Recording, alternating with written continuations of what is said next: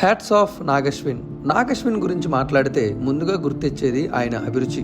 దర్శకుడిగా మాత్రమే కాదు, నిర్మాతగా కూడా ఆయన ఎంపికలు చాలా ప్రత్యేకంగా ఉంటాయి. జాతి రత్నాల లాంటి హ్యూమర్ కథ ఆయన నిర్మించిన తీరు మారుతున్న యూత్ ట్రెండ్కి అద్దం పట్టింది.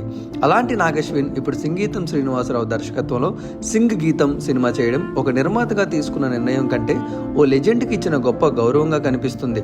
మయూరి, పుష్పక విమానం, విచిత్ర సోదరులు, ఆదిత్య 369 ఇలా ప్రతి సింగీతం సినిమా ఒక కొత్త సాహసం. తెలుగు సినిమా ఎంత దూరం వెళ్ళగలదో చూపించిన దర్శకుడు సింగీతం. అలాంటి దర్శకుడి పట్ల ఒక శిష్యుడికి, ఒక అభిమాన దర్శకుడికి ఎంత ప్రేమ ఉంటుందో చూపించిన ఫిల్మ్ మేకర్ నాగశ్విన్. 94 ఏళ్ల వయసులో ఒక దర్శకుడు ఇంకా సినిమా తీయగలడా, ఇప్పటికీ అదే ఉత్సాహంతో సెట్స్లో పనిచేయగలడా అనే ప్రశ్నలు చాలా మందికి వచ్చి ఉండొచ్చు. కానీ నాగశ్విన్ మాత్రం ఆ ప్రశ్నలు అడగలేదు. ఆయన సంగీతం వయసును చూడలేదు, ఆయన ఆలోచనను చూశాడు. ఆయన ఊహాశక్తి ఇంకా ఎంత పదునుగా ఉందో చూశాడు. అందుకే సంగీతం అనే సినిమాను నిర్మించాడు. ఇది కేవలం ఒక సినిమా కాదు, ఒక దర్శకుడు మరో దర్శకుడికి ఇచ్చిన గౌరవం, ఒక శిష్యుడు తన గురువుకు అందించిన ప్రేమపూర్వక నివాళి. ఈ రోజుల్లో సినిమా అంటే లెక్కలు, ఓపెనింగ్స్, బిజినెస్, రికవరీ, మార్కెట్, ప్రతి రూపాయికి లెక్కలు వేసే పరిశ్రమ ఇది.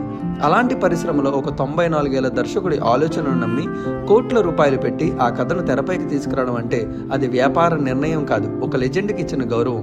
నాగశ్విన్ ఈ సినిమాకు నిర్మాత మాత్రమే కాదు, ఆయన మాటల్లోనే చెప్పాలంటే ఒక అసిస్టెంట్ డైరెక్టర్లా పనిచేశారు. ఎందుకంటే ఆయనకు ఈ సినిమా ప్రాజెక్టు కాదు, తనను ప్రభావితం చేసిన దర్శకుడి కళను నిజం చేయాలనే బాధ్యత. అవార్డులు వస్తాయి, రివార్డులు వస్తాయి, సన్మానాలు జరుగుతాయి, కానీ ఒక దర్శకుడి 40 ఏళ్ల కళను నిజం చేయడం కంటే అవార్డు ఇంకేముంటుంది? 94 ఏళ్ల వయసులో ఆయన పేరుతో, ఆయన కథతో, ఆయన దర్శకత్వంలో ఒక సినిమాను నిర్మించి ప్రేక్షకుల ముందుకు తీసుకురావడం బహుశా నాగశ్విన్ ఆయనకు అందించిన అత్యంత అందమైన గౌరవం. ఈ విషయంలో నాగశ్విన్ అభిరుచికి హ్యాట్స్ ఆఫ్.